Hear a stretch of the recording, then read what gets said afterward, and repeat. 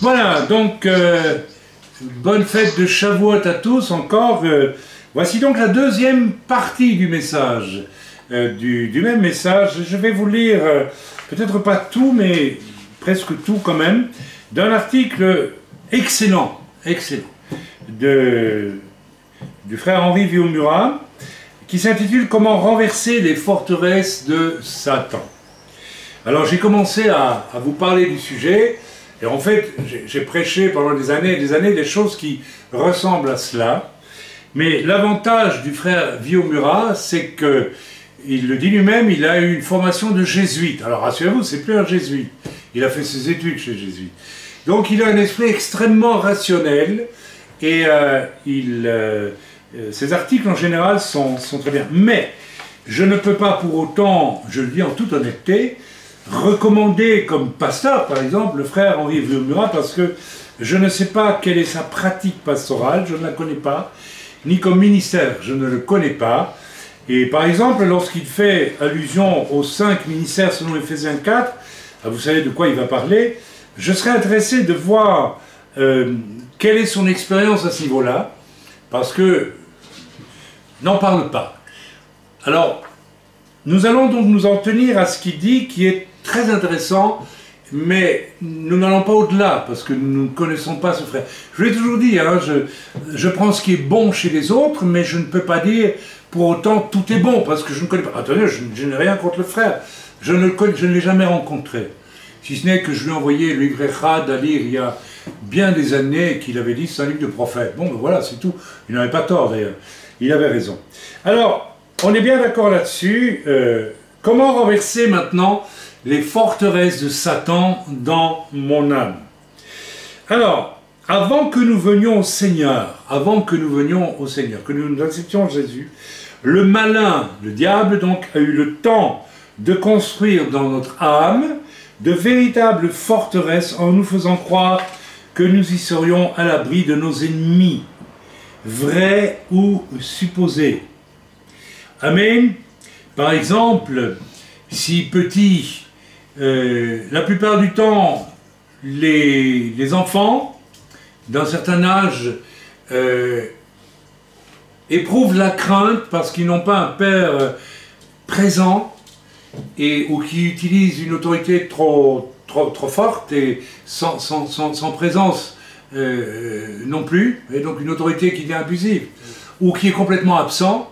Si par exemple vous n'avez pas eu de parents, que vous avez grandi comme ça, c'est terrible, parce que vous avez dû construire des forteresses pour vous rassurer. Une des forteresses, par exemple, c'est lorsque vous faites le mal, et que les autres autour de vous le découvrent, vous allez mentir. Le mensonge est banal, et malheureusement est une des forteresses qui va naître dans le cœur d'un enfant qui n'est pas rassuré, et qui fait une bêtise, et qui a peur qu'on le découvre, parce qu'il a peur qu'on ne l'aime plus. Vous savez, donc il va mentir. Donc voilà, il va développer, c'est un exemple que je vous donne, il va développer une forteresse. Dès qu'il y aura quelque chose devant lui où il va craindre qu'on ne l'aime plus, il va mentir. Il va devenir, voilà, il va cacher. Alors il peut accepter le Seigneur, ce chrétien-là, ou tout ce que vous voulez, messianique, protestant, etc. Et puis il peut même être baptisé du Saint-Esprit. Mais alors, s'il fait quelque chose de mal, il va avoir tendance, non pas à demander pardon à Dieu, mais à faire semblant qu'il ne l'a pas fait, à ne pas le voir. C'est très courant. Il y a beaucoup de chrétiens aujourd'hui. Il faut que vous les preniez sur le fait.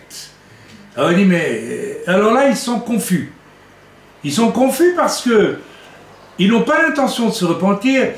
Leur embarras vient qu'on a vu. Et qu'ils ont pris l'habitude, depuis très longtemps, de cacher, même à leurs propres yeux, leurs péchés. Est-ce que vous me suivez? C'est une forteresse. C'est un système qui n'est pas bon, qui est mauvais.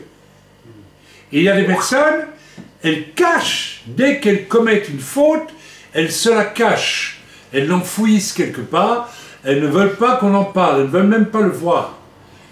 Et ça, c'est une forteresse. C'est une forteresse.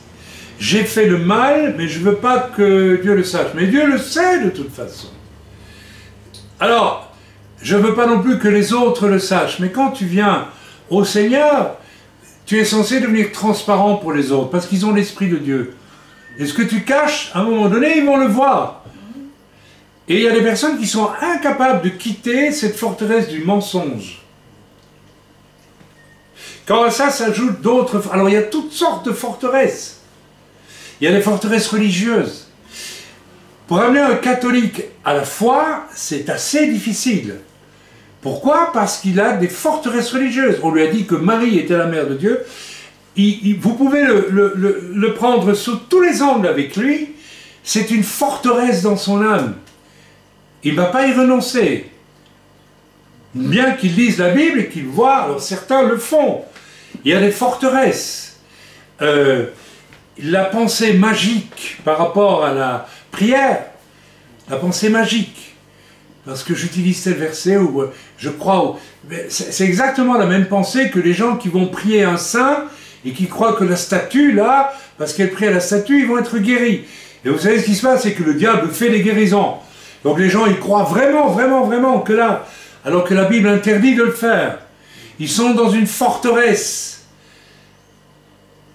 Et les sortir de là, c'est pas évident, parce que le diable, il sait comment vous emmener dans une forteresse. Si vous êtes catholique et que vous êtes malade, le diable va vous dire, mais va à Lourdes, ou bois de l'eau de Lourdes, glou, glou, glou, glou, glou, tu es guéri. Vous vous rendez compte? Alors la personne se dit, ah ben, si je peux être guéri comme ça, je le fais. Crac, tu es dans une forteresse. Et tu n'en sors plus. Ah, quand on te dit, mais non, Jésus peut te guérir, Dieu peut te guérir gratuitement. Ah non, c'est pas possible.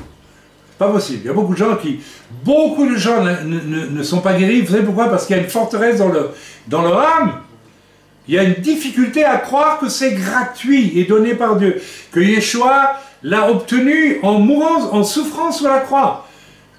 Dans tes meurtrissures, je suis guéri, Seigneur. Alors les gens, ils disent, oui, on me le dit, je le crois, mais ils ne le croient pas au fond. Parce qu'il y a une forteresse qui les en empêche. C'est peut-être la superstition qui n'a pas été, qui n'est pas sortie de leur âme. D'où le travail que je fais avec toute personne qui se convertit, les fameux 2 piliers. C'est pour visiter vos forteresses, pour vous aider à sortir déjà des forteresses grossières. Il y a des gens qui ne le veulent pas. Ils veulent s'imposer à Dieu tels qu'ils sont. Mais ce sont des insensés. C'est pas possible. Voilà, après notre conversion à Christ, à Yeshua si vous préférez, j'en ai un peu marre hein, de dire, notre tâche essentielle sera de travailler avec le Seigneur pour reconnaître et abattre ces forteresses afin de bâtir à leur place un édifice digne d'être l'habitation de Dieu. C'est clair. Voici comment nous devons procéder. Dieu veut que tous les hommes soient sauvés et parviennent à la connaissance de la vérité.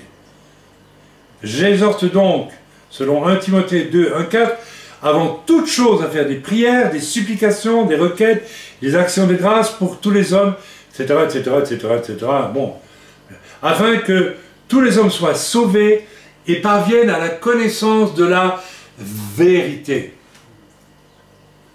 Quand Pilate demande à Jésus qu'est-ce que la vérité, il a des forteresses d'âme grandes comme tout le Colisée. Hein.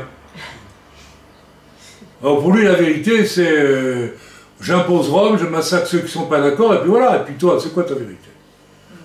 Alors la vérité, dit Yeshua, c'est moi la vérité. C'est moi la vérité. Moi, je suis la Torah.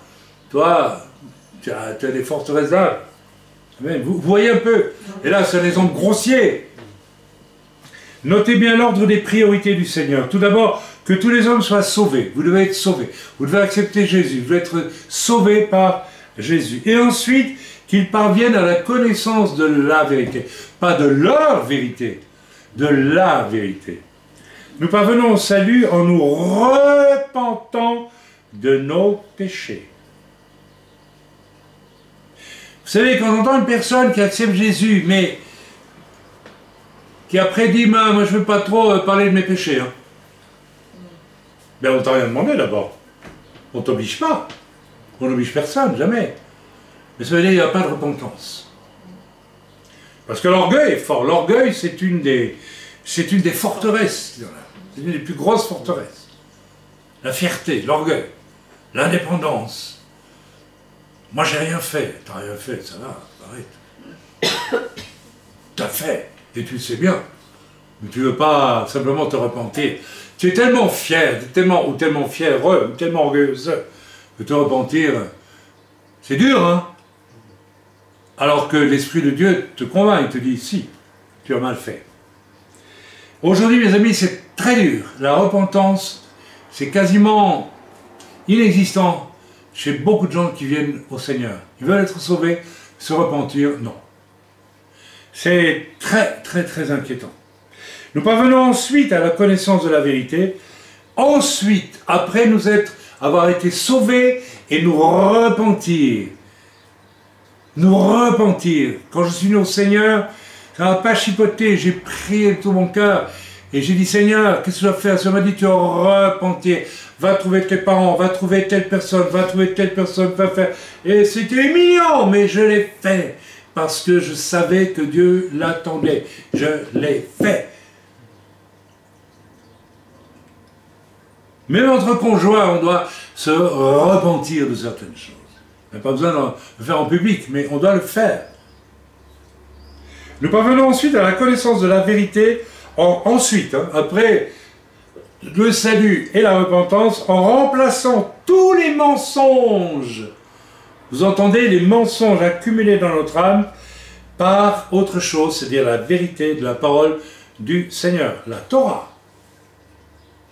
Ce n'est pas parce que je suis juif et que je judaïse tant et plus que je remplace les mensonges par la Torah. Au contraire, je renforce très souvent les mensonges et au détriment de la Torah. Ce n'est pas parce que je suis pentecôtiste et que je crois que je suis meilleur, que je suis prisonnier d'une forteresse d'orgueil terrible qui remplace la Bible, même si je la prêche tous les dimanches. Eh oui, amen. Ah, le Seigneur veut faire passer tous les êtres humains de l'état de perdu, on va dire de paumé, si vous préférez, à celui de sauvé. Puis dans une étape ultérieure, donc d'abord le salut, là, une deuxième étape de l'état de sauvé charnel, à celui de sauvé spirituel. Soyez heureux si vous ne supportez pas les choses charnelles chez les autres, c'est la preuve que vous êtes devenu spirituel. Si vous vous en accommodez bien, c'est que vous n'êtes pas encore très spirituel. C'est tout, c'est une extrême logique. Alors réjouissez-vous si vous avez des conducteurs qui ne supportent pas, même s'ils sont patients avec vous, mais qui vous mettent au pied du mur avec les œuvres charnelles de vos vies. C'est la preuve que vous avez affaire à des hommes spirituels. C'est une bonne chose. Vous le deviendrez aussi. Nous ne devenons pas des chrétiens spirituels immédiatement après notre conversion. Retenez bien cela. Nous sommes tous des chrétiens charnels au début de notre vie chrétienne. Tous. Mais hélas, beaucoup demeurent longtemps dans cet état, faute d'avoir été correctement enseignés en ce qui concerne le perfectionnement et la sanctification. Je suis d'accord avec Yomura et je ne suis pas d'accord. Il devrait ajouter « faute d'avoir désiré aussi être enseigné ». Ok? Parce que dans l'œuvre, qu'est-ce que j'ai enseigné là-dessus? Mais pendant les années, les forteresses étaient là et on n'avait pas l'envie d'être enseigné. Maintenant, elles craquent dans la vie de certaines personnes. Moi, j'ai été le chrétien mal formé, et ce n'est pas de ma faute, par un autre serviteur, et moi je dois rattraper, n'est-ce pas, vous savez, un arbre, vous plantez des arbres quelquefois, moi aussi. Quand vous plantez un arbre, vous mettez un tuteur, il est droit, et si vous ne mettez pas de tuteur et qu'il pousse de travers, quand il a 20 ans ou 30 ans, allez-y pour le redresser. Parfois il faut tout couper, il faut tout recommencer. C'est quasiment ça qu'il faut faire avec certains chrétiens. Alors vous qui êtes des jeunes croyants, laissez-vous émonder, s'il vous plaît, le plus possible. Voilà, donc je l'ai dit, en effet la tâche essentielle, voire unique, de tous les ministères est de travailler au perfectionnement des saints. Je suis entièrement d'accord avec ça. Mais il faudrait d'abord que les ministères soient eux-mêmes bibliques. Et là, Yomura n'en parle pas et je trouve ça dommage. Parce qu'il faut tout dire, il faut dire toute la vérité. Et la vérité, c'est que les ministères aujourd'hui ne sont pas bibliques entre eux. Ils sont nommés dans Ephésiens 4, apôtres, prophètes, etc., mais pour qu'ils vivent ensemble, pour qu'ils travaillent ensemble. Or, je vais vous dire une chose, il y a un tel individualisme, un tel orgueil, il y a des forteresses religieuses qu'habite encore nombre de cœurs de serviteurs de Dieu eux-mêmes, qui font qu'ils attachent plus d'importance à leur ministère qu'au but de leur ministère. Et ça, il faut le dire aussi. Et malheureusement, on ne le dit pas. Il faut dire la vérité. Amen. Et il a donné les uns comme apôtres, oui, c'est vrai, les autres comme prophètes, les autres comme évangélistes, les autres comme pasteurs et docteurs, pour le perfectionnement des saints, à condition que ces 5 ministères travaillent vraiment ensemble aussi, avec humilité, et ce n'est pas le cas dans bien des endroits. Je ne vais pas m'étaler là-dessus, mais on le voit tous les jours, tous les jours, tous les jours. Ok, jusqu'à ce que nous soyons tous parvenus à l'unité de la foi et de la connaissance du Fils de Dieu. C'est-à-dire jusqu'à ce que nous soyons identifiés à Yeshua, qui est le chemin, la vérité, la vie, à la Torah entière. Et ça va demander une vie toute entière. Les ministères sont là pour vous perfectionner jusqu'à la fin de votre vie. Et il faudra que ces ministères-là s'entendent déjà entre eux. Oh, disons-le, ce n'est pas le cas. Non, ce n'est pas le cas. À l'état d'homme fait à la mesure de la stature parfaite de Christ, afin que nous ne soyons plus des enfants. Des enfants. Qu'est-ce que j'ai dit à certains dans l'œuvre depuis plusieurs années? Deviens un homme. Tu es un enfant. Tu n'es pas un homme. Mais enfant, ça ne veut pas dire gentil poupon avec des petites boucles. Je suis un enfant, je suis gentil.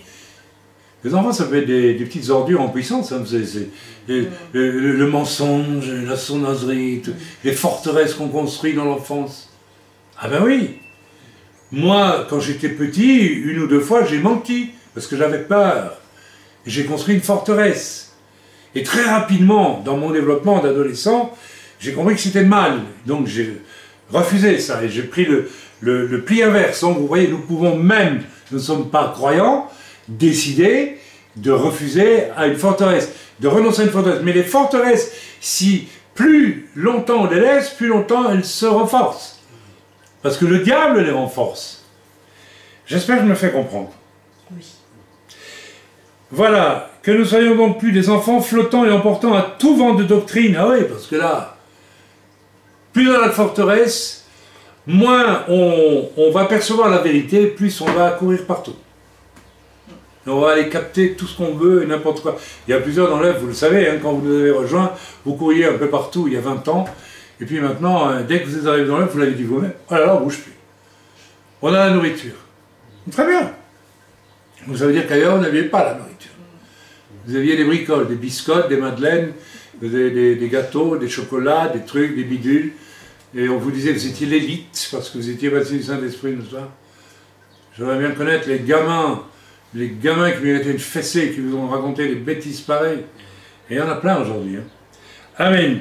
Dans ce passage, Paul parle de l'édification du corps de Christ. Cet édifice ne peut être construit qu'au moyen d'un travail incessant de perfectionnement de chacun des membres du corps.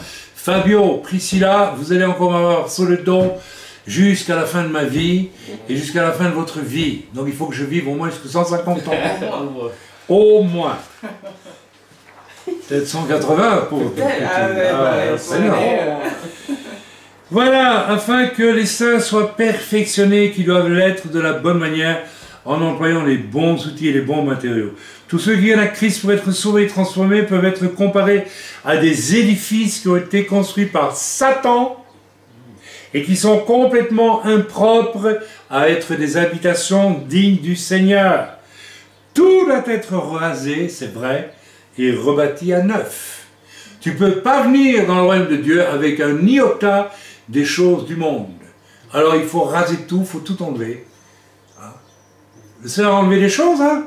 Toi aussi, oui. Oh, oui. Et ma femme aussi, et moi aussi. Et le gros œuvre a été fait à la conversion, et ensuite ça a continué. Hein? Alors ça devient toujours plus... Et on est toujours plus heureux d'ailleurs.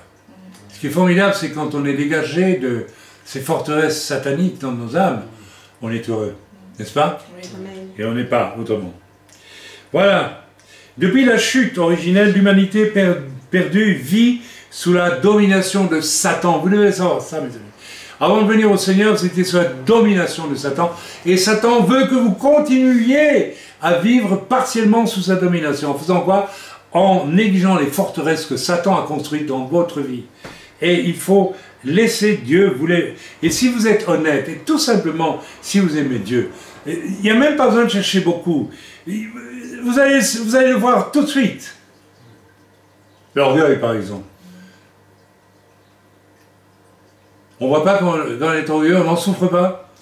On ne supporte pas, on dit un mot, on ne veut surtout pas que... Et ceci, et cela, oui, mais moi je... Et tous ces discours, n'est-ce pas? L'orgueil.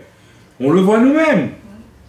Et tout être humain en grandissant dans ce monde dangereux et hostile cherche à se forger une personnalité qui puisse lui permettre de mener son existence de la manière la plus satisfaisante possible, exactement comme vous avez construit avant de venir au Seigneur.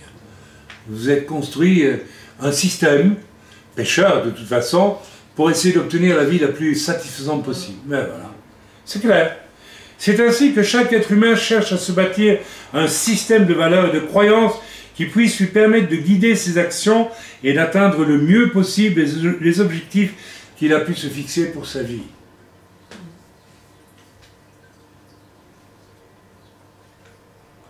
Il y a des choses que... Voilà, donc...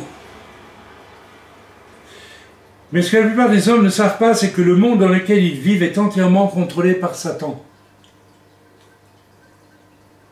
qui est le menteur et le père du mensonge. Je vous donne un exemple de choses qui a l'air bonne et qui ne l'est pas. Et un des mensonges que le diable a mis dans ma vie, avant que je vienne au Seigneur, j'écrivais de la poésie et j'étais profondément désireux de découvrir le monde spirituel. J'appelais ça l'intérêt pour la métaphysique, ce qui échappe à la vue. Métaphysique. C'est du grec. Au-delà de ce que l'on voit. Alors j'en étais arrivé à me dire, les anges existent. C'est vrai ou c'est pas vrai? Oui. C'est vrai, c'est vrai. Et le diable m'a dit, oui, ils existent. Puis le diable m'a dit, tu vas en voir, tu verras.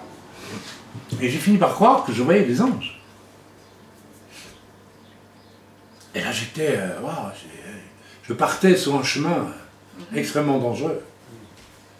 Et en plus, j'ai eu des vraies expériences, même avec des vrais anges, avant ma conversion. Donc le diable savait très bien que je cherchais Dieu, et il s'est dit, si j'arrive à créer une forteresse mystique dans son cœur, il va, voilà, et puis il va ajouter un peu de ceci, un peu de cela, et il va faire, là, je lui ferai faire une expérience ou l'autre. Un jour, je lui donnerai une vision, il sera au cœur d'un cube dans une pyramide, les bras étendus, comme ça, et je lui dirai, tu es un grand initié. Mais je ne lui dirai pas avec des mots, mais je lui ferai croire. Et puis il ira parler de ça à un ami qui faisait des recherches de maths supérieures sur la structure de l'univers, et qui faisait aussi du pendule, mais je ne le savais pas. Et qui va dire, mais en fait, tu as atteint un niveau d'initiation secrète, mystique, très, très particulier. Oui, c'est ça, c'est des forteresses. Il y a des gens qui font des expériences spirituelles avant leur conversion et qui croient que c'est bon, alors que c'est extrêmement mauvais. Parce que le diable va leur dire, waouh, t'es quelqu'un, toi. C'est le diable qui te dit ça. Et toi, tu le crois parce que t'es un macho, ou t'es une macho. Il y a des chrétiennes comme ça, des fausses prophétesses. J'en rencontre en Afrique tant et plus. Ce sont des sorcières déguisées en chrétiennes. Le diable les a mis dans une forteresse de mensonges et d'orgueil. Amen. Alors, voilà, ils vivent des choses qui semblent être autres de Dieu, et le diable enrobe ça avec... Et alors c'est parti, oui, je suis une prophétesse, ça y est, et c'est parti. Et les églises doivent les chasser parce qu'elles amènent le trouble sans arrêt. Amen. Donc, ceci est très, très intéressant. Le monde dans lequel ils vivent est entièrement contrôlé par Satan, donc pour les humains, qui est le moteur et le père du mensonge. La nature humaine des hommes perdus est une nature de péché, de mensonge et de rébellion contre tout ce qui est divin. Pendant des milliers d'années, Satan a eu le temps de répandre ses mensonges dans le cœur des hommes et de bâtir dans tous ces cœurs, pierre après pierre, de véritables forteresses. Ces forteresses, comment on les définit? Ce sont des systèmes de pensée, de raisonnement, de croyances et de valeurs entièrement fondées sur les mensonges de Satan. Amen. Les hommes ne savent pas qu'il s'agit de mensonges, c'est ça le problème. Il y a des choses qu'on... Vous savez, quand quelqu'un va se convertir, il est probable que très souvent, le diable va venir leur faire des expériences, mais qui ne viennent pas de Dieu, mais qui prennent l'allure d'être de Dieu. Alors, ils vont y tenir. Vous voyez, comme moi, l'histoire des anges, j'ai vite compris que non, c'était pas de Dieu de croire que je pouvais voir des anges. Même si j'avais eu des anges qui, je m'en suis rendu compte par après, m'avaient sauvé la vie, par exemple. Mais, je ne sais pas si je me fais comprendre. Mais le diable peut essayer de vous emmener dans des expériences apparemment spirituelles, apparemment bonnes, et qui en fait viennent du diable pour créer une forteresse dans votre cœur. Par exemple, vous êtes d'origine juive. Moi, le diable n'a pas essayé ça avec moi. Et le Seigneur sait que vous allez venir à lui. Le diable sait que vous allez venir à lui. Il va peut-être vous focaliser sur quelque chose qui concerne Israël ou les Juifs. Ça va devenir une forteresse en votre âme. Et lorsque vous allez vous convertir, vous allez absolument vouloir faire vivre cette forteresse. Il y a des gens qui fonctionnent avec ça. Il y a des catholiques dans le cœur desquels il y a de telles forteresses que lorsqu'ils se convertissent, il faut faire tout un travail pour enlever des forteresses de croyances en Marie, par exemple, dans les saints, ou en toutes sortes de choses. Même des gens, après 20 ans, 30 ans de conversion, sont encore dans le fonctionnement, ils sont emprisonnés dans des forteresses catholiques parmi les évangéliques. Alors, c'est tout ça que Dieu veut ôter. Mais les hommes ne savent pas qu'il s'agit de mensonges. Même quand on le leur dit, c'est effrayant. Car Satan est parvenu à leur faire croire que ces mensonges sont des vérités dignes d'être crues, acceptées. Il en fait ainsi des esclaves consentants. Ouais, vous êtes esclaves. Satan travaille à répandre ces mensonges dans 3 domaines essentiels pour lui. Alors, je vais passer tout ça parce que on va gagner du temps. D'abord, le mensonge concernant Dieu, va faire croire que Dieu n'existe pas. D'accord? Le mensonge concernant la nature humaine, Satan veut faire croire aux hommes qu'ils ne sont pas si mauvais que ça. On voit ça, hein, les gens qui se convertissent et puis, ouais, mais enfin, c'est pas si grave que ça, ou je l'ai pas. C'est terrible, c'est les forteresses du diable. Les gens cachent leur péché, et puis quand il vient la lumière, il vous dit, ah mais je ne voulais pas le faire, je ne l'ai pas fait exprès. C'est le diable qui leur dit ça. Quelqu'un m'a dit un jour, je ne sais plus qui avait fait une chose, mais je n'avais pas l'intention de le faire. Je dis, alors explique-moi comment tu fais une chose sans avoir l'intention. C'est un mensonge du diable de dire ça. Si je prends cette cuillère, je la jette à travers la pièce, je ne peux pas le faire sans en avoir l'intention, c'est impossible. Si je n'ai pas l'intention de le faire, je ne le fais pas. Donc tout ce que je fais, tout ce que je dis, tout ce que je fais avec mes yeux, ma bouche, mes mains, mes pieds, mon corps, ma pensée, tout ce que vous voulez, j'ai l'intention de le faire. Le diable te dit, non, tu n'avais pas l'intention de le faire. Tu ne l'as pas fait exprès, mon petit. C'est pas toi, c'est ta main. C'est un mensonge. Et c'est un mensonge c'est une forteresse qui est profondément inscrite dans l'âme de la plupart des gens aujourd'hui. Rares sont les gens qui sont capables, quand ils sont pris en train de pécher, à demander, comme le roi David, quand Nathan vient le trouver, qu'est-ce qu'il dit, le roi David? Il n'y a pas de forteresse du diable dans son cœur, il dit pas, tu comprends, c'est de sa faute, hein, elle était très belle, et puis elle n'avait qu'à s'habiller pour se laver, hein. Ah, c'est pas de ma faute, quoi. J'ai pas voulu, je voulais pas, hein, mais j'ai pas fait exprès, finalement ça m'a échappé. Et c'est comme Adam, hein, il dit c'est la faute de la femme, hein. Ah oui, c'est vrai, moi j'ai rien fait, hein. Ça c'est une forteresse du diable, mes amis. Une grande forteresse. Et c'est une forteresse dans le cœur de millions de chrétiens aujourd'hui. Vous ne voulez pas reconnaître votre péché, vous n'en voulez pas. Vous êtes prisonniers du diable, vous êtes des esclaves de Satan qui nient la vérité. Amen. Voilà, mensonge concernant la nature humaine. Mensonge enfin concernant le diable lui-même. Satan s'efforce de ne jamais se présenter tel qu'il est réellement. C'est le champion du monde et ça peut devenir une forteresse dans votre cœur. Vous pouvez finir par croire que le diable n'existe pas. Il finira peut-être par vous le mettre dans le cœur. Parce qu'après, s'il n'existe pas, Dieu n'existe pas non plus. C'est Charles Baudelaire qui disait que la plus grande ruse du diable, c'est de faire croire qu'il n'existe pas. Ah ben oui. Si je veux venir te cambrioler la nuit, je vais d'abord, je vais pas venir et dire bonjour, je suis un tel, comment vas-tu, hein? Je vais aller cambrioler chez toi parce que tu ne me connais pas. Mais pas parce que tu me connais, parce que là, il y a un risque quand même, hein? J'entends mes pas dans le couloir. Monsieur Raïm, ça, qu'est-ce qu'il vient faire? Puis le lendemain, tu te rends compte que ta TV est partie. Et là, tu sais. Bon. Le diable s'efforce de ne jamais se présenter tel qu'il est réellement, mais veut se révéler sous la forme d'un ange de lumière, d'un trompeur.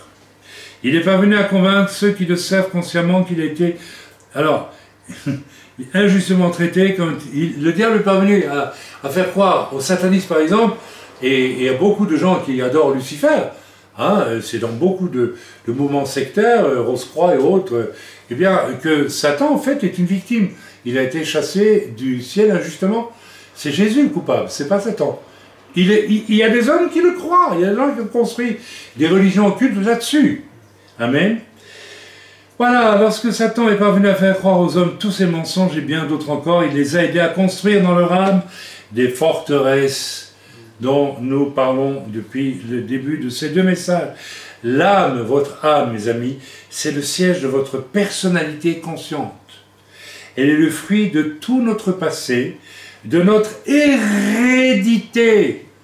Vous êtes aussi tributaire de vos parents, de vos ancêtres. Les deux piliers, c'est pas pour rien. Et je vois très bien la différence, n'est-ce pas, lorsque je connais un chrétien, que je connais ses parents, je finis très bien par voir ce qui est passé de ses parents à lui. Parce que voilà, je ne vais pas rentrer dans les détails. C'est aussi tributaire, les forteresses sont aussi tributaires de notre culture. Deutschland über alles.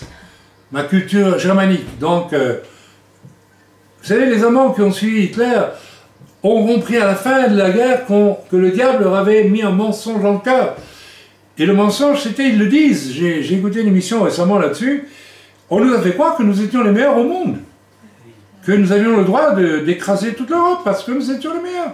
Les plus beaux, les plus intelligents, les meilleurs. Ils l'ont cru. C'est pas bête mensonge aujourd'hui qu'on peut dire c'est bête mensonge, mais ils l'ont cru, mes amis. C'était une forteresse. Et c'est pour ça que des millions d'Allemands ont suivi Hitler jusqu'au bout. Ils étaient dans une forteresse. Aujourd'hui, ils disent comment on a cru ça? Mais parce que tu étais prisonnier dans ton âme. Hitler a pris leur âme et le diable a créé une forteresse terrible dans leur âme. Donc, la culture peut créer des forteresses. Vive la République! La France est beau! Nous, les Français! C'est une forteresse. C'est une forteresse. Enfin voilà, il y a tant de forteresses. Ok? Notre éducation aussi peut créer des forteresses. C'est clair. Quand dans une culture qui n'a pas été la mienne, fort heureusement, les pères emmènent leur fils à 20 ans chez une prostituée, bah, qu'est-ce qui rentre comme forteresse dans le cœur d'un homme? Les femmes sont des... Voilà, c'est tout. Et après, ils vont surveiller la leur. Attention, hein, parce que donc, ils en arrivent, comme j'entendais dans mon adolescence, des jeunes gens dire oui, en fait, on a besoin de deux femmes, une pour le foyer, pour soi, et une autre pour le plaisir. Ah ben oui, mais ce sont des forteresses, ça. Ça n'a rien à voir avec une relation avec une seule femme. Combien bénie. Il y a toutes sortes de forteresses. Et ces forteresses-là, elles ne s'évacuent pas d'un coup de baguette magique quand vous venez au Seigneur. Elles doivent être... Il faut une prise de conscience. Et si vous ne voulez même pas prendre conscience, ben écoutez, alors là, vous êtes vraiment paumé. Hein. Vous êtes vraiment paumé. Si vous voulez être votre propre maître ou votre propre maîtresse, et que vous voulez rien que Dieu sorte de votre vie, ah, écoutez, c'est dommage. Et c'est le cas de pas mal de gens. Ça s'appelle l'orgueil, ça, mes amis. Ça aussi, c'est une grande forteresse. L'orgueil, c'est peut-être la première forteresse de Satan, c'est Satan lui-même, dans votre cœur. L'orgueil, c'est Satan lui-même dans votre cœur, dans votre âme. Un chrétien orgueilleux, c'est terrifiant. Il peut avoir le plan le plus magnifique de Dieu pour sa vie. J'ai connu un jeune évangéliste qui m'a accompagné en Afrique. Il avait une onction plus grande que moi, de par son hérédité. Il venait de protestants qui avaient souffert la persécution et tout. Mais il avait un orgueil. Aujourd'hui, il n'est rien du tout. Jusqu'à aujourd'hui, il n'est rien. L'orgueil, c'est Satan dans votre âme. Il faut savoir ça. C'est pas une forteresse, c'est le diable lui-même qui règne sur votre âme. Parce que à travers toutes les forteresses, le diable règne sur votre âme. Il faut commencer à comprendre. Notre âme comprend 3 domaines distincts. Le domaine de l'intellect, les pensées et les raisonnements. Tout ça, c'est l'intellect. Je pense que, je raisonne comme ceci, c'est l'intellect. Le domaine du cœur, les sentiments. Moi, Dieu a dû enlever des forteresses de sentimentalité dans mon âme, parce que j'étais très sentimental avant ma conversion, et je suis resté pas mal de temps, je crois, ce qui pouvait me rendre parfois susceptible aussi. C'était une forteresse, et Dieu a dû, ah ben oui, mais qu'est-ce que tu crois? Tu crois que les forteresses s'enlèvent en 5 minutes? Il faut du temps. Moi, je m'expose devant vous, alors ne dites pas, moi ça ne me concerne pas, moi ça va très bien, hein, hypocrite, ça va arrêter. Arrêtez d'être hypocrite quand même. Bon, bien voilà, là, le cœur, les sentiments. Il y a des gens qui ont toujours plein de bons sentiments. Hein. Alors, le cœur, c'est les sentiments et les émotions. Moi, j'avais une forteresse construite dans ma vie à partir des émotions. Tout ce que je ressentais, etc., c'est important pour construire mes personnages au théâtre. C'était une forteresse. C'était important pour moi. Et le domaine de la volonté, alors, et de la capacité à décider. Alors voilà, c'est aussi un domaine où je vais construire des forteresses pour mon âme. Je veux être riche, je serai riche. Je veux le pouvoir, j'aurai le pouvoir. Et ça devient une forteresse. Et après, je fais ce qu'il faut pour obtenir ce que je veux. Et après, je ne quitte pas ma position. Donc ça devient une forteresse dans mon cœur. Il y a des gens qui se convertissent et qui ont une forteresse de désir de pouvoir. Il y a des gens qui ont, tous ces prédicateurs qui ont des dizaines de millions, voire des centaines de millions de dollars, c'est des gens qui ont une forteresse de mammon dans leur cœur, c'est tout. C'est le diable qui dirige cette partie de leur âme. Et pourtant, ils prêchent, et ils prêchent même l'évangile parfois. Maintenant, ils ne prêchent même plus l'évangile. Mais il n'y a pas si longtemps que ça, ils prêchaient encore l'évangile. Voilà, donc, vous voyez que tout ça est extrêmement important. Extrêmement important. Ok. Donc, nous pouvons nous-mêmes produire nos propres pensées, nos raisonnements, mais nous pouvons aussi recevoir des pensées de sources extérieures à nous-mêmes, c'est-à-dire ou de Dieu ou de Satan. Satan peut ainsi nous injecter toutes les pensées qu'il veut nous faire adopter, en nous faisant croire ses pensées, et qu'elles viennent de nous, alors qu'elles viennent de lui. Combien de personnes me disent, frère, oh là là, j'ai des pensées impures, et ça vient alors que je ne fais rien, j'ai du péché. Non, non, non, non. Non, c'est le diable qui vous les met en vous faisant croire que c'est de vous. Vous n'avez jamais fait remonter ça. Ça, c'est typique du diable. Alors que vos pensées sont pures, il vous traverse une pensée d'impureté. Et vous dites, ça y est, qu'est-ce que j'ai fait? Le diable dit, ah, tu vois, tu as une pensée impure, c'est que tu as fait quelque chose. Il vous culpabilise tout de suite. C'est pas possible, tu peux pas. Tu es un enfant de Dieu, tu ne peux pas avoir une pensée impure. C'est tellement fort que on va pas le dire même au pasteur, on va dire, mais il va croire que j'ai fait des choses. C'est le diable qui vous fait croire ça. Mais c'est faux. Vous voyez, donc le diable est un champion, toute catégorie, pour vous faire croire des choses qu'il met dans votre esprit et qui viennent en fait de lui. Ok. Voilà, si nous l'acceptons, ça va contribuer à construire notre système de valeurs et de croyances. Donc voilà, tout ça, voilà, donc j'essaye d'abréger un petit peu, voilà. Par exemple, voilà, je vais avancer, voilà. Donc, Jésus a dit, l'homme bon tire de bonnes choses du bon trésor de son cœur, et le méchant tire de mauvaises choses de son mauvais trésor, car c'est de l'abondance du cœur que la bouche parle, etc.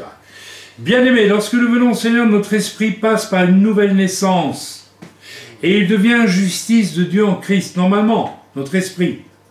Mais notre âme et tout particulièrement notre cœur sont encore encombrés d'un bien mauvais trésor.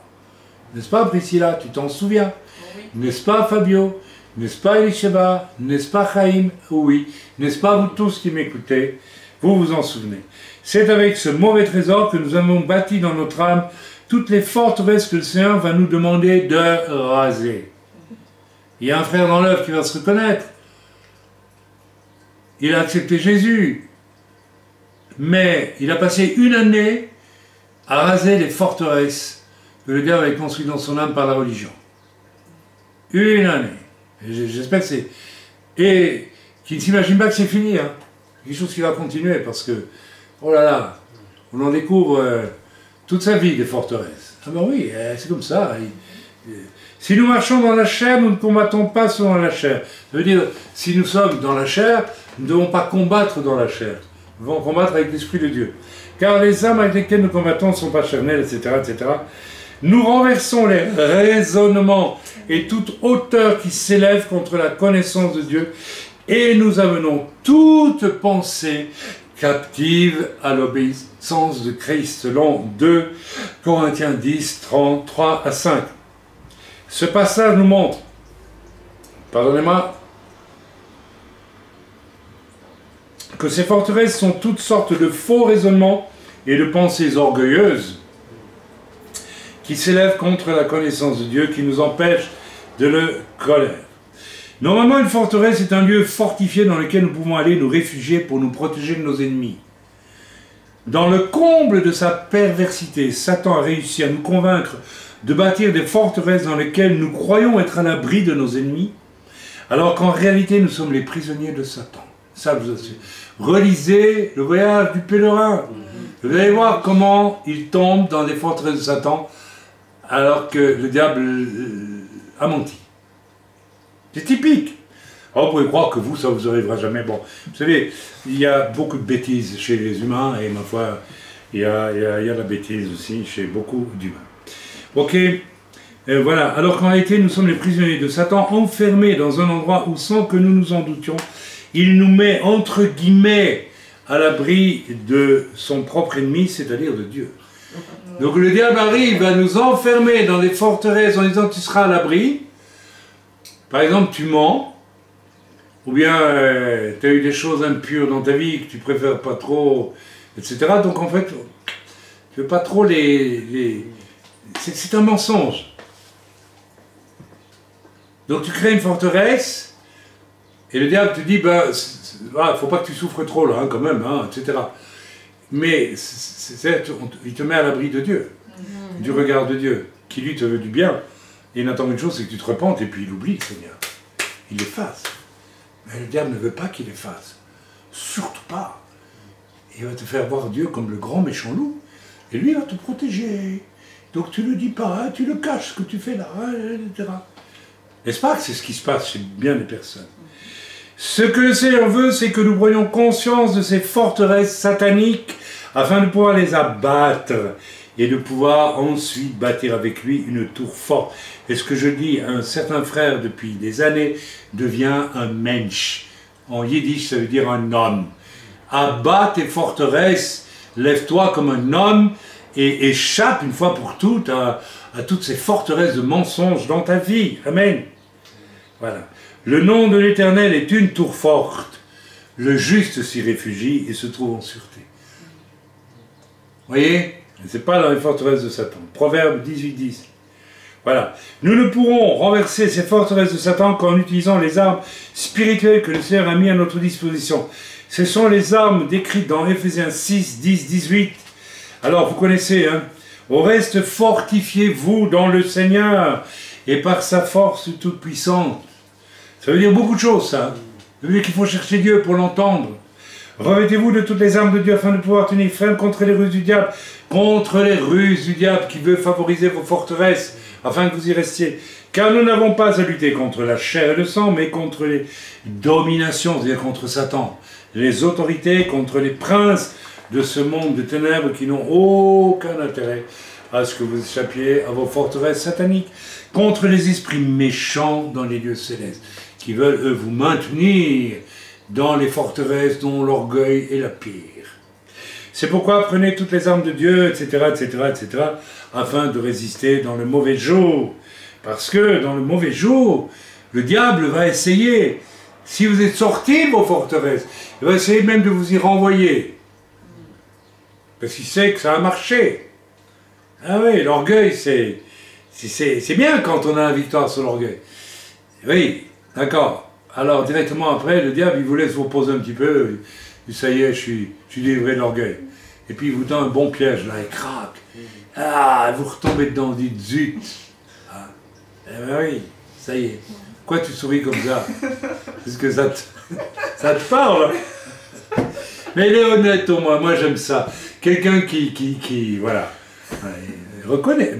Ah oui. Oui, mais nous jamais on a connu ce piège-là. Ah non. D'accord, mais c'est très bien, j'apprécie ta honnêteté. Voilà. Et voilà, nous pouvons résumer ces armes de la manière suivante. Hein, c'est toutes les armes, l'épée de l'esprit, qu'il faut utiliser aussi. Hein. Vous savez, quand Jésus est tenté au désert, qu'est-ce que vous croyez?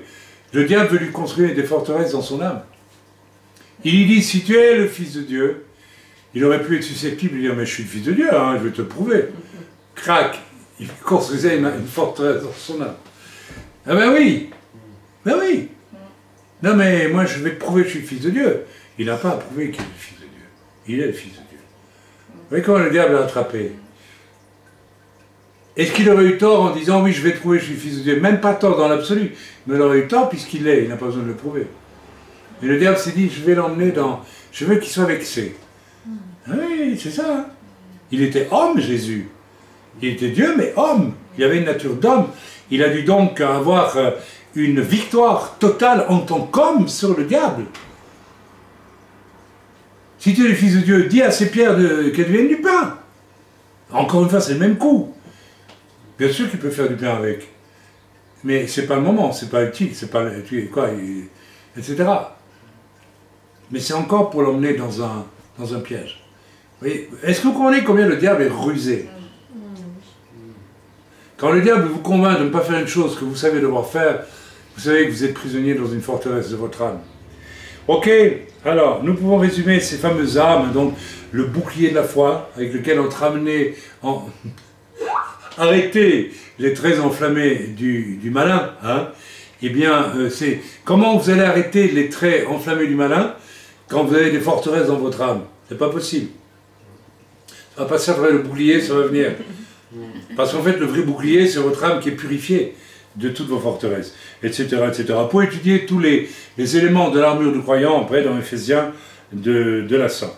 Voilà, donc on peut résumer toutes ces armes de la manière suivante: nous attacher à nous sanctifier, à nous purifier par notre obéissance à la parole de Dieu. Puisqu'il est écrit en Jean 17, 17, sanctifie-les par ta vérité, ta parole, ta Torah et la vérité. Amen. Le désir de nous sanctifier par la vérité de la parole implique que nous ayons un amour sincère de la vérité.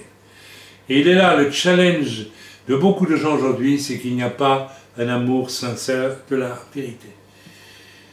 Si Dieu qui crie dans l'hiver sans arrêt, je vous aime, je vous aime, je vous aime, s'il a ouvert une brèche pour que je l'entende un jour, je veux dire, et c'est la vérité, parce que au fond de moi j'avais un amour sincère de connaître la vérité. Oui.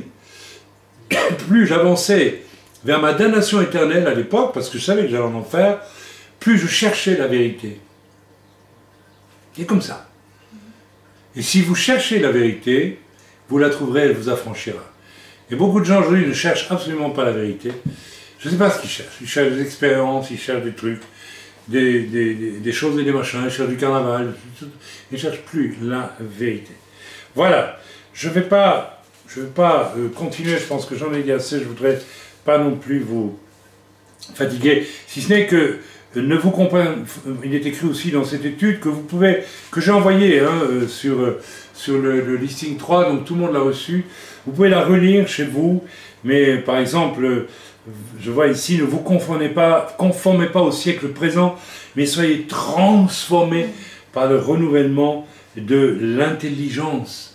Celui qui a une forteresse d'âme n'est pas intelligent, mes amis. Son intelligence spirituelle est bloquée.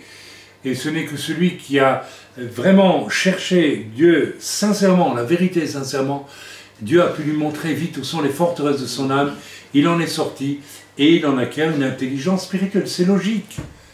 J'ai vu tant de gens qui sortent de milieux chrétiens depuis plusieurs générations et qui sont absolument inaptes pour vivre avec le Seigneur. Incapables. Ils ne sont pas intelligents. Le jeune évangéliste que j'avais emmené avec moi en Afrique et qui avait une onction incroyable, il n'était pas intelligent. Son orgueil était une forte... C'était un garçon qui avait... Allez, je vais vous raconter le témoignage, ça va vous faire rire, ou pas rire, ou pleurer. Je l'avais emmené avec moi parce qu'il avait un appel d'évangéliste. Vous voyez, il y en a un appel. Et nous prêchons à Palimé, en Afrique, au Togo, il y a presque 30 ans maintenant. Et j'ai dit, écoute, on va faire comme ça, puisque tu as un appel, moi j'aimerais bien que tu puisses prêcher comme moi, quoi. Et donc, je pense que c'est le premier soir, j'ai prêché moi, et il y a eu beaucoup de conversations, c'était sur la grande place. Vous savez, en Afrique, quand vous faites une réunion en plein air, le soir, vous avez des centaines et des centaines et des centaines de personnes. Tout le monde vient voir. Vous avez toute la ville à peu près qui était là. Peut-être même des milliers, je ne sais plus. Il y avait beaucoup de monde. Non, pas des milliers, soyons honnêtes. Et alors, bon, ça s'est bien passé, des conversions, on a prié pour les gens, ils ont été guéris, etc. Et puis le lendemain, il dit, bon, ben, c'est ton tour, tu prêches. Et il prêche un très bon message. Je veux dire, doctrinalement, parfait message. Et au moment où il fait l'appel, il n'y a personne qui bouge. Il n'y a pas un Africain qui s'avance pour se convertir. Et là, je comprends.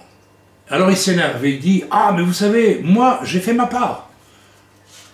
Vous ne voulez pas vous repentir, c'est votre problème à vous devant Dieu. Oula, je dis, ça y est, j'ai compris. Le gars, il est d'un orgueil. Il devrait simplement dire, bon, ben voilà, c'est pas moi qui convainc les âmes, c'est Dieu qui convainc les âmes. Même avec un excellent message. Et alors en colère, il dit, et je rends le micro au frère à moi. Et moi, le Seigneur me dit, tu t'avances calmement, tu prends le micro, et je dis, au nom de Yeshua, je délie cette foule, que le Seigneur a liée pour qu'elle ne s'approche pas. Et à ce moment-là, ils sont tous avancés, beaucoup sont avancés, ils ont accepté le Seigneur. Ça veut dire quoi? Ça veut dire qu'il y avait une forteresse d'orgueil dans son cœur. Il avait un appel pour être un évangéliste. Il est tombé mort une semaine après, devant nous, nous l'avons ressuscité. Le pasteur qui m'avait invité, qui était un homme de Dieu remarquable, et sa femme, nous l'avons ressuscité. Il est rentré en Suisse, guéri, et une fois rentré en Suisse, il était voir le médecin, il n'avait jamais rien eu, et elle a conclu que c'était une simple attaque. Mais il était mort devant nous. Oui, nous l'avons vu. Tu connais le témoignage, Elisha. Donc ce garçon n'a jamais voulu prendre. Il avait tout en main. En plus, le pasteur qui nous invitait là-bas en Afrique, qui était vraiment un homme de Dieu, il lui a dit, quand nous l'avons vu mourir devant nous. Hein. Et je ne vais pas tout vous raconter, mais c'était quelque chose. Et nous l'avons ramené à la vie, en priant. C'était un combat. Et quand il est revenu à lui, le pasteur a dit, il faut que tu mettes ta vie en ordre avec le frère. Parce que tu es venu avec de l'orgueil dans ton cœur. Tu dois absolument abandonner ça. Bien, il est rentré en Europe, et puis ça a été fini, je ne l'ai plus vu, disparu. Il n'est jamais rentré dans son ministère, jusqu'à aujourd'hui. Parce qu'il y avait une forteresse d'orgueil dans son cœur. J'aimerais que vous compreniez ça, s'il vous plaît. Je vous donne des exemples terribles là, mais ça doit vous faire réfléchir. Vous ne pouvez pas avancer vraiment avec le Seigneur si toutes ces forteresses ne sont pas ôtées dans vos vies. Voilà, je vais m'arrêter là. Je vous invite... Voilà, il y a un autre passage en Romains 6, 3, 7 qui dit « Sachant que notre vieil homme a été crucifié avec lui, nos forteresses doivent être crucifiées, n'est-ce pas? Elles ne peuvent pas subsister. Nous ne pouvons pas être des disciples de Yeshua et garder des forteresses dans nos cœurs, afin que le corps du péché soit détruit. » Voilà. Pour que nous ne soyons plus esclaves du péché, car celui qui est mort est libre du péché, selon Romains 6, 3 à 7.